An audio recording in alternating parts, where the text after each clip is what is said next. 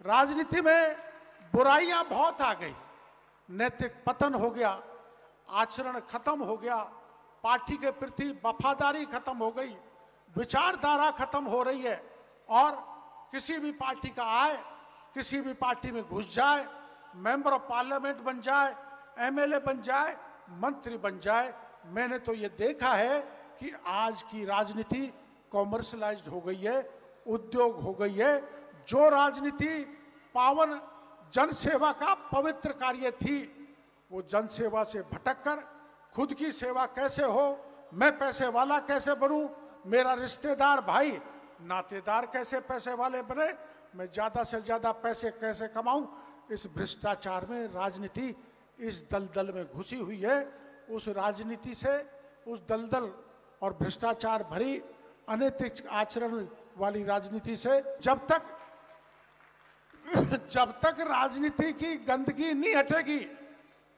आपको पता है, एक बार देश में रेल दुर्घटना हो गई थी। लाल बहादुर शास्त्री देश के रेल मंत्री थे।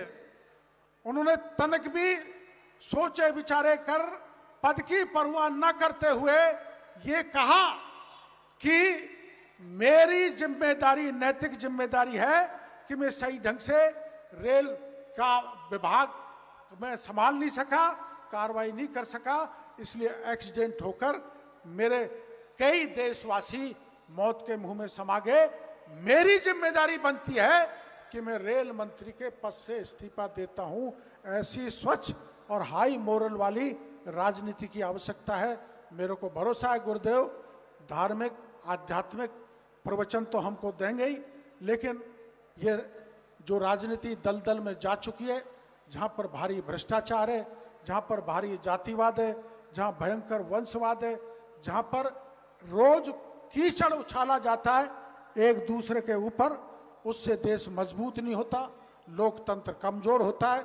लोकतंत्र मजबूत हो, देश मजबूत हो, राजनीति चाणक्य चंद्रगुप्त जैसी हो, विश्वामित्र और भगवान राम की जैसी हो, ये आज के समय में संभव नहीं है। लेकिन इस ओर देश को मोड़ना पड़ेगा, क्योंकि देश ही राजनीतिक कुछ लोग हिंदू को बांटते हैं, क्षेत्रवाद फैलाते हैं, जातिवाद फैलाते हैं, और जब दल के ऐसे विचारधारा वाले लोग जब जातिवाद फैलाएंगे, हिंदू धर्म को बांटेंगे, तो हमारा लक्ष्य तो प्राप्त होगा, लेकिन उसमें समय लगेगा। समय ज्यादा बिताने की आवश्यकता नहीं है। तेजी से राष्ट्रोत्कर्ष हो, हिंदू राष्ट्र बने और भारत अखंड बने, इसके लिए हमको तेजी से प्रयास करने की आवश्यकता है।